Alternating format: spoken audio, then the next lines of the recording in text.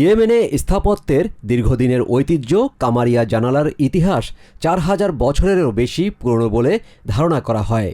কামারিয়া নামটি এসেছে আরবি ভাষার কামার শব্দ থেকে, যার অর্থ চাঁদ।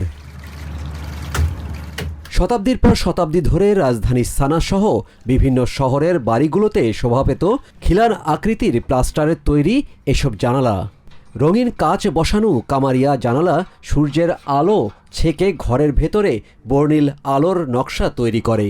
কিন্তু বাসিন্দারা আশঙ্কা করছেন আধুনিক নির্মাণ শিল্পের প্রযুক্তির কারণে তাদের দেশের ঐতিহ্যবাহী জানালার নকশা কামারিয়া ধীরে ধীরে বিলুপ্ত হয়ে যাচ্ছে।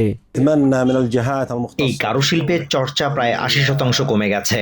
বর্তমানে মূলত সেই সব গৃহমালিকদের মধ্যেই এটি টিকে আছে যারা ইয়েমেনের ঐতিহ্য সংরক্ষণে দৃঢ় প্রতিজ্ঞ। আমি আশা করি সংশ্লিষ্ট কর্তৃপক্ষ হিসেবে পৌরসভা বা রাষ্ট্র নিজেই এই ধরনের নির্মাণ শৈলীর প্রতি গুরুত্ব দেবে। নির্মাণ উপকরণের সহজলভ্যতা ও স্থায়িত্ব কম হবার কারণে এই সৌন্দর্যমণ্ডিত জানালার ব্যবহারের প্রতি মানুষের আগ্রহ কমেছে বলে জানান ইতিহাসবিদ আব্দুল্লাহ ইসাহাক। আগে জানালার উপরে অ্যালবাস্টার মার্বেল দিয়ে তৈরি গোলাকার চাকতি থাকতো।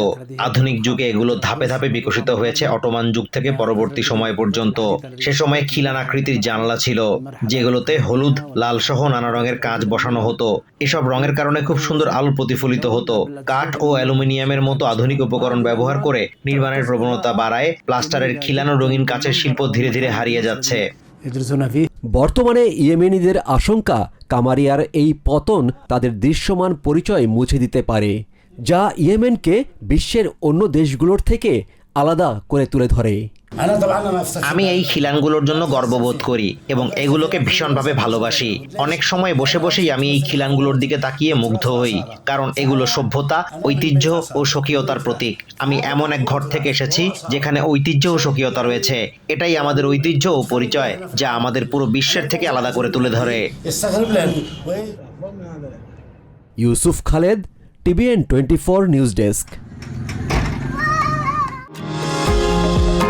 নিউ ইয়র্ক থেকে সম্প্রচারিত TVN 24 টেলিভিশন বিশ্বজুড়ে বাঙালির কণ্ঠস্বর।